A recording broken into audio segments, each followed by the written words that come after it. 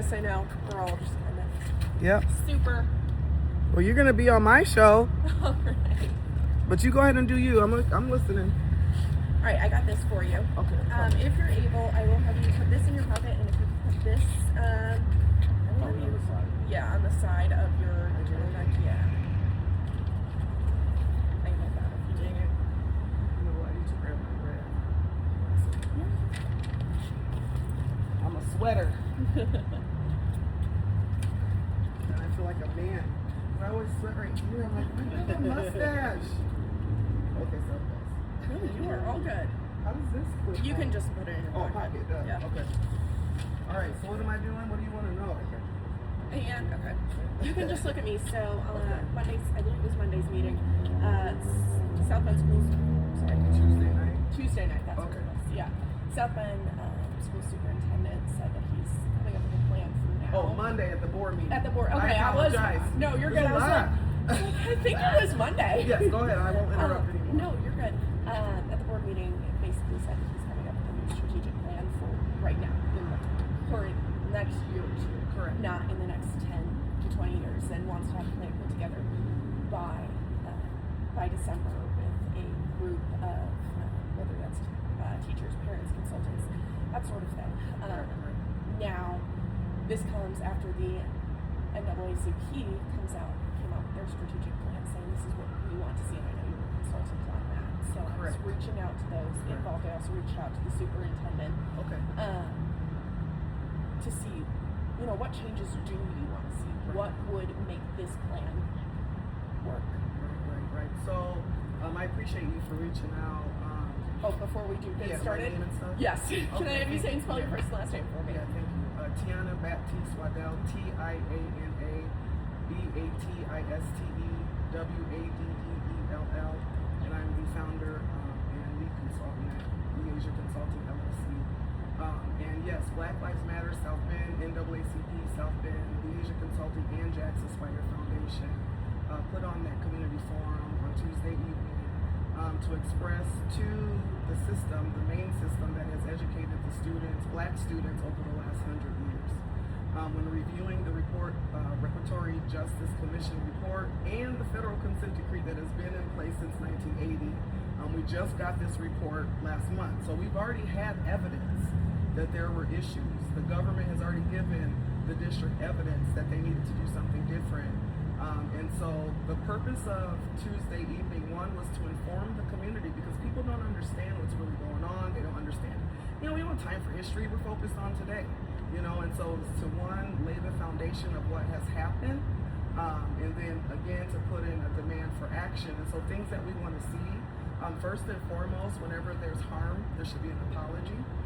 So there is a formal resolution that has been given to the district as of July 28th for their review and consideration. We hope that they put that on their agenda, school board agenda, at their next school board meeting, which I believe is the 11th or 13th, to pass that resolution to, one, apologize for 100 years of harm. And to really be honest, when you look at the history, it really is 150 plus years, okay? So they need to say sorry.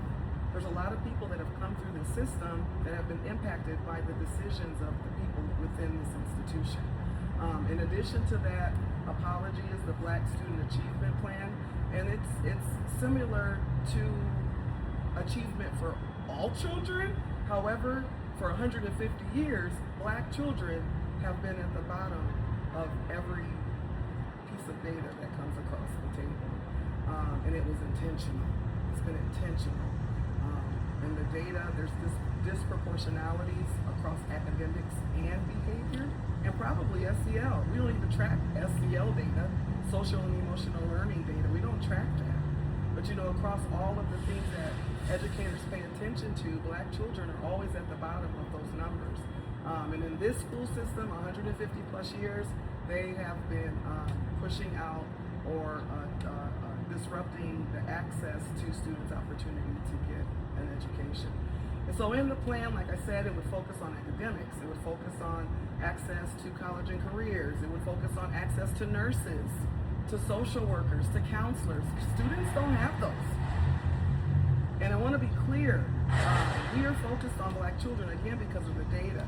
But children do matter, but black children matter too. So They matter too.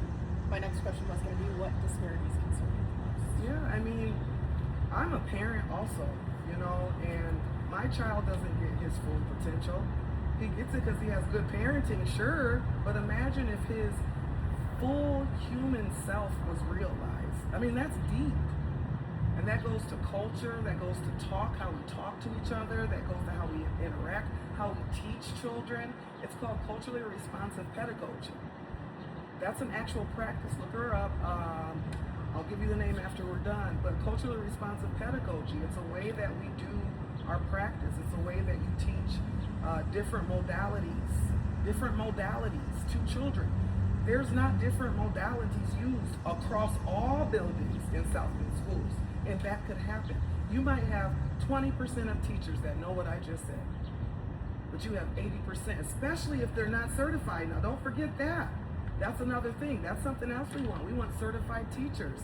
Right now, they're not hiring certified teachers. Wsbt Consulting did a quick little dab of their final report that they passed for hires. I looked at 10, only 10. 8 out of 10 were not certified. And they had them under the certified list. And then the last thing that's super important, because you can't start any of the work that I just listed until you address personal belief, anti-bias training, cultural competence. If the name has changed over the years, it used to be diversity training, cultural proficiency. It's basically how you view the world. And we need to ensure that people are paying attention to their bias, because we all have bias. It's scientifically proven. But there are ways to shape how we think so that we can be aware of what we think, so that we don't act on how we think. And right now the data is showing that we're acting on some bias, because the data is disproportionate by race. So over the next year or two, or in December when this is Yes. all put together, how would you measure success of this? How would you, because you can't change 150 plus years. No, you can't, but I Two think years. you can start. And actually, South Bend School started back in 2020, and I have that data as well through Wsbt Consulting.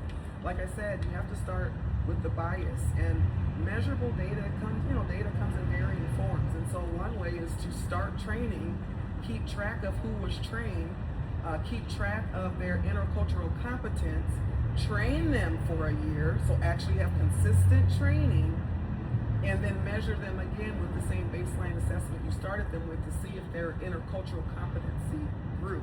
There are there are inventories that can do that work. That's the start. You cannot do any of this implementation of programming, allocation of resources, throwing money at buildings, because we still have the same people making the decisions whose hearts are biased. You know, so if we start with just the bias training, which is a part of what we wanted to see, there are ways to measure who participated, who went to trainings, how did their worldview change over time. There are tools that do that work. And then after that, once we all have an agreement on what we see, we can start allocating all the resources. And equity and equality will come. But you got to fix people's hearts. That's what's wrong. I've been in the district I was in the district for 22 years. I was a principal, a teacher, a curriculum coach. And that's a personal thing. That's what made me Wsbt Consulting that I am today, because of my experience in South Bend schools. And I have data, I'm in newspaper articles for changes that I was able to do in my small system. Yeah, so. Well, thank you. I appreciate You're welcome. it. And thanks for making this work. I know you're busy. Yeah, that's for you to take. Okay. Yeah, Oh, thank you. I appreciate that. That- Oh, yes, the mic. Oh, sorry. Yeah, that's the like summary of the form. Yeah, I appreciate this. And you said you had a meeting on Tuesday. Yeah, correct? this was Tuesday Oh, that night. was just Tuesday. Correct. That was the BLM and NAACP, all of our tags.